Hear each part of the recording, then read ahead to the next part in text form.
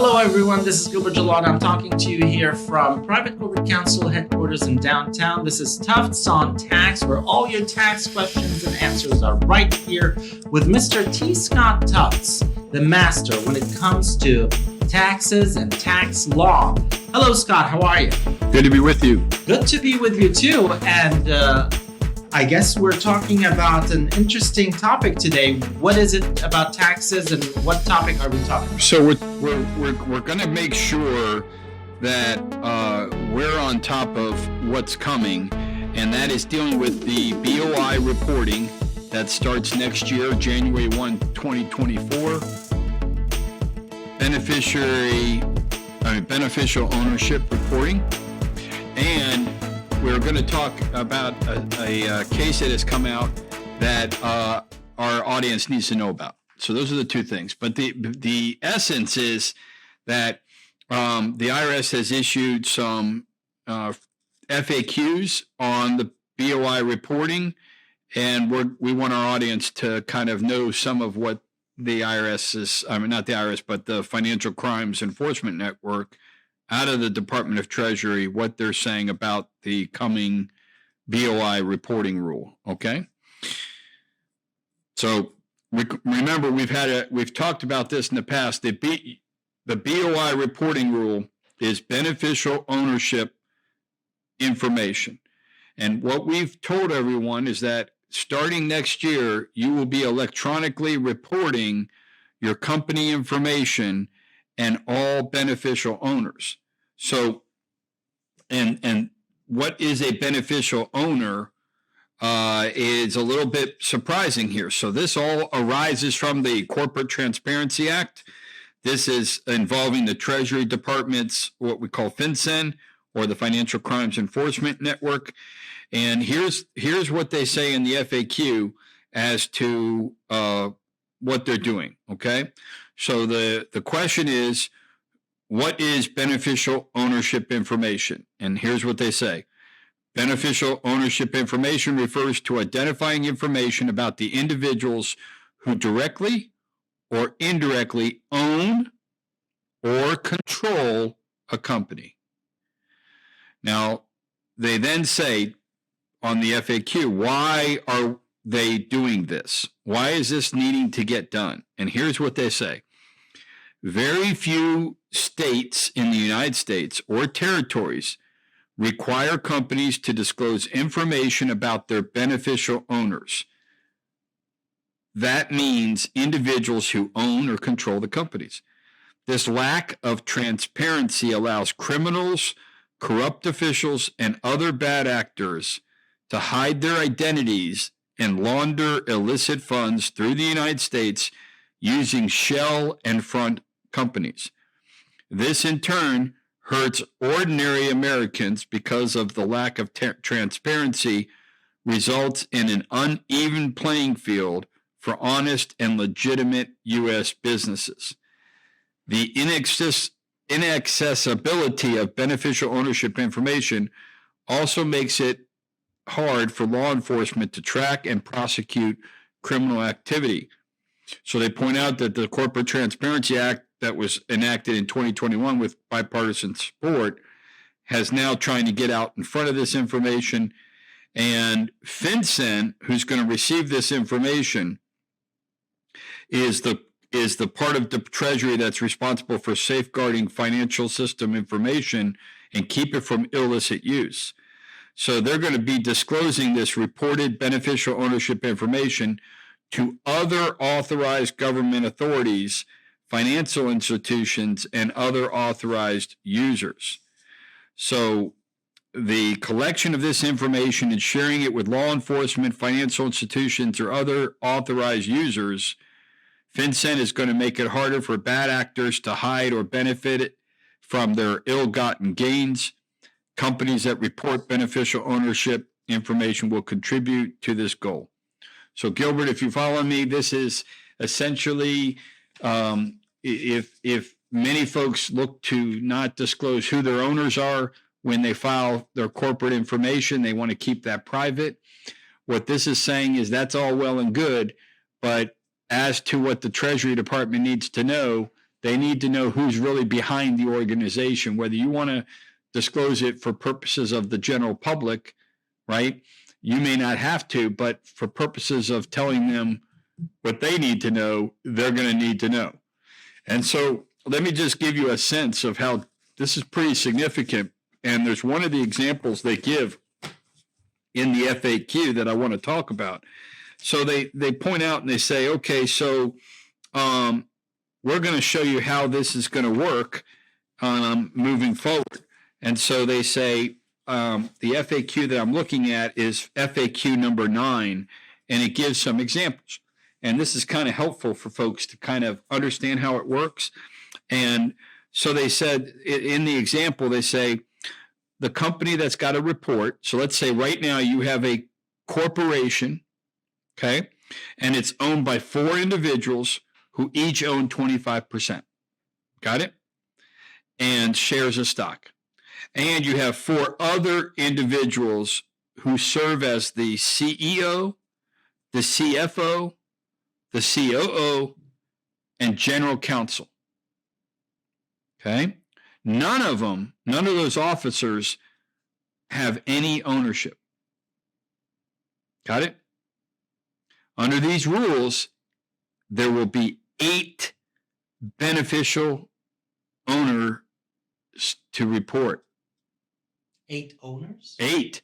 Not the 8. There'll be 8 for purposes of this reporting. There will be 8 names that have to be reported. Oh. All of those 25% shareholders, right?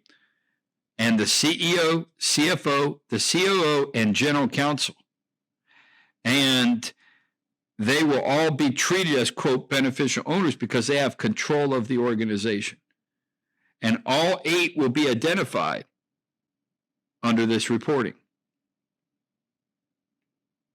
That means that those of you out there operating as general counsel, those of you operating as COO, you operating as CFO, CEO, even though you don't own anything, they don't know that.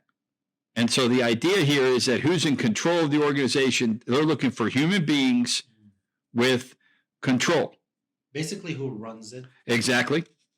Because in the day, if you're not disclosing that, how do they know who's on first? Who's calling the shots, if you will? So what this reporting is doing is trying to get folks to reveal that to the people that need to know. Now, I don't know if you heard what I said. The people who you're reporting to, it's FinCEN. But FinCEN already is saying that they're going to disclose that reported beneficial ownership information to certain authorized government authorities, financial institutions, and other authorized users. I don't know what other authorized users may be. But this reporting is dealing with a whole lot more than I think people are realizing. And it's turning upside down a little bit the concept of who the beneficial owners will be and what kind of information. And it's my understanding this is going to go in electronically. So the actual report will be a secured filing system that is being developed, and it'll be ready to go January 1, 2024. Again, all of this is available on the FinCEN FAQs that are online. All right. So Gilbert, there's helpful information online for folks who have this. So if you have a question about it, you can get to the FinCEN site. There's user-friendly information there, but they're trying to already get out in front of it, and I've been monitoring. This is from a press release on March 24th, 2023. All right. But now what got me to think about this is we're trying to stay out on Tufts on Tax here. We're trying to stay out on cases that develop that might surprise people. I don't know if you remember, Gilbert, but 10, 15 years ago, there was a change in the way that we looked at Swiss bank accounts and people that had those. And the Obama administration went ahead and changed the policy to where a lot of the old ways of doing things, of hiding and concealing accounts in these Swiss bank accounts and so forth, suddenly faced having to disclose those. And so you have your tax forms that say, do you have signature authority over any foreign bank account? And you check yes or no on your tax return. It's driving at that information. But many of our listeners may not realize that there's a lot more to this than just checking yes or no. Some folks have more than just an account overseas. They may have a trust or some entity formed in a foreign jurisdiction. And so the Fairbank case that's come out earlier this year, I wanted to talk about too. So we'll finish up with this. But Gilbert, this is dealing with this beneficial ownership concept. But what caught my eye with this is many folks don't realize that foreign countries, and you set up some kind of arrangement, somebody here in the United States has to interpret that relationship or what that is. So if I say to you, what do you have? You might be able to say, I have a company. You might say, I have a corporation. You might say, I have a trust, right? But if it's located overseas, you might say something to me like, and in the Fairbank case, you might say something to me like, well, you have and let me see what they called it, an establishment. You have a Swiss establishment. And you may, and I, hearing that, might say, what are you talking about? Right? I don't know what an establishment is. And I might say, well, what do you mean? You say, well, many years ago, we put together, we had a foreign bank account, and then we got to dealing with it, and we work with lawyers and different people, and so we don't know what it is, but it's apparently under this foreign country's laws. Got it? So let's say you know enough to say, I call it not A, not B, but C. And you and I have to figure out what C is, right? What I mean by that is it may not be called corporation or LLC or something like that. You follow me? Right? The foreign countries may have something that call it something different. And in this case, Fairbank case, we're talking about an establishment which was organized as an Anstalt under the laws of Liechtenstein. Okay? So we should expect that foreign countries would have their own concepts of businesses and trusts, right? So why I'm going through this is the U.S. tax laws here will look to try and analogize that and determine what do we think it is? What do we think it is? What do we think it is, right? And the Fairbank case took apart this establishment and determined that it looked more like a trust. Okay? It didn't look like something in business. So you mean when they interpreted to here, it looked to them, according to the case, looked like a trust, not a business. Okay? Now that's important because once they classify it, then once they called it a foreign trust, then Gilbert, we know there are forms that require annual reporting of transactions with foreign trusts or foreign gifts. And if they did not report that annually prior. Right, and it's just a report. It's not even an income. It's just tell us about it. And I'm showing you here, the 3520 that's got line of tell us the name of the trust, what's its address, is that U.S. agent? Yeah, 3520. And so what we're getting at here is they're trying to drill down and once again, Gilbert, gather the information. But it gets even more involved in this. Once they classified it as a trust, okay? And they're looking for this form that you have to file. Well, in this case, the taxpayer had not filed those forms in a long time, okay? Had not filed the foreign trust form, okay? And that foreign trust form in their reporting went all the way back to 2000.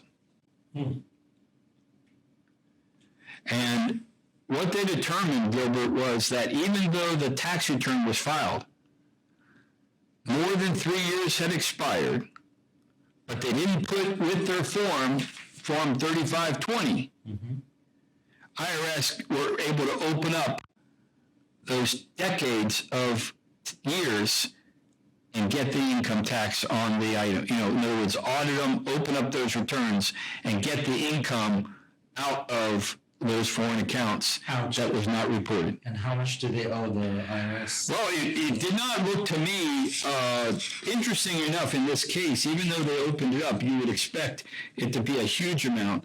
What I can tell you is the penalties are much larger than the amount. So it wasn't a significant amount of income. Oh, but the fees... The penalties on top of it for not doing it. Oh, ouch. Yes, and here's the thing. They then said, well, we relied on our CPA, right? And so it says, as for Mrs. F's reliance on the CPA, right?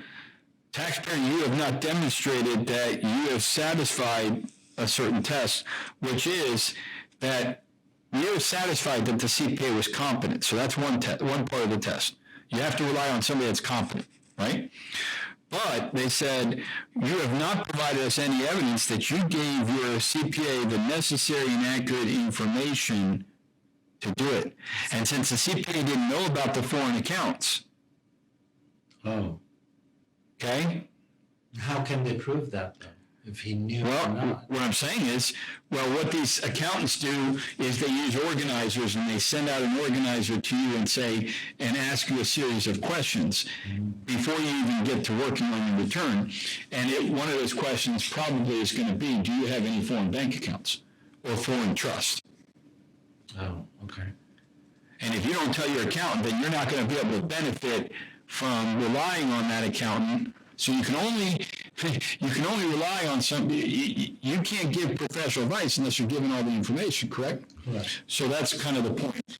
And so they went all the way back for the years 2003 through 2009 and picked up some additional income that had been earned. So if you're following me, it's no joke. Got old forms, open up prior years. And so our audience needs to know that if you don't file these forms we talk about, Gilbert, it might be worse than you think by not filing these forms. And from the BOI reporting that's coming next year, I think the bottom line is it's going to get more and more difficult because you're going to have to disclose, you're going to have to be transparent, and if you don't, the consequence is that you might be opened up for this prior year. Basically, the gaps are getting smaller. Yep. People can't hide stuff as they used to. Correct. So, with a situation like this, they were trying to hide their income to save money. I don't perceive it to be a lot of taxable income here. I mean, from what I have, they were using the money. They had many years of having foreign bank accounts, going all the way back to the 80s. So this particular Fairbank case, it rolled all the way back to the 80s that they had some issues. But what happened was the couple got divorced, and the husband was a CPA, and they got divorced many years ago, before the years that we're talking about in this thing. But the accountant and the couple had split, but they were using this money that had been sitting around foreign land to pay child support. They both were using it, or one? No, one was using it to pay the child support of the other, but the wife in this situation was orchestrating the payments. In other words, making sure that the payments were being made. So it wasn't a business. The account that they were using was essentially operating like a trust with the kids as the beneficiaries of the child support obligation. Wow. So if you follow me, essentially what we're saying is that a foreign entity trust was being used as a mechanism by which to continue to make these child support payments that were agreed upon to be made. So that raises one final point. If you're using, understandably so, if you're using foreign trusts or entities to real estate and so I would just say that if you have activities abroad, our system will want to know about it. And I just think that's the rule of thumb that we're going to get to. The Fairbank case, the BOI, I think we're going to have to accept at least according to what we're seeing, that you're going to have to be transparent with our government and on taxes and all these details privately with them. You gotta tell them everything. Exactly, and it's not just tell them everything territorially speaking here. It's now going to start next year being territorially and worldwide. So I think we can just cut to that, which is you're going to have to disclose everything you have everywhere, and trust that with the government here, our government, because so that you are abiding by these laws and regulations. So now, even if you don't report something and you have something brought, they have their ways to find out. Right? Yes. Okay. So, and if they find out you didn't, then this is what we're kind of talking about. Then you've got the problem of penalties of not doing it or worse, so I don't think we're talking about innocent mistakes, like where you disclose it, but it doesn't get picked up on the return. I mean, I think we're talking about situations where you just choose not to disclose it. For mistake. No. And this beneficial ownership stuff that we're getting into, as I described in that example, it's not just the owners. It's going to be the people calling the shots, and they're going to have to be listed. And that means if the entity or business gets in trouble, then all the persons you named probably are going to get looked at. So everybody's penalized. And so I think the days are gone of hiding who's calling the shots. I think that's the way we got to look at it, that they don't want shell entities that they can't find out who's calling the shots. And they find out even if you hide it because they have these treaties between these governments? Yeah, they do have the treaties, but they don't always, that did not translate into the reporting rules. This new Corporate Transparency Act is saying, we're not going to let you, essentially, we're not going to let you use these foreign rules, these reporting rules to bypass that, So when I go to a foreign country or I, sign up for a bank account or transfer money in an account over there or own a land or anything, over there they will ask me certain questions to abide by the American... by their laws. Yeah. Right. Knowing that I am an American. Right.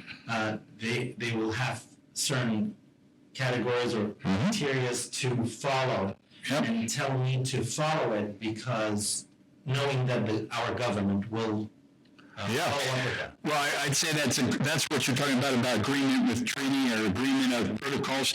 But I'd also say, to add to that, Gilbert, you've got whatever their laws are. We're not the only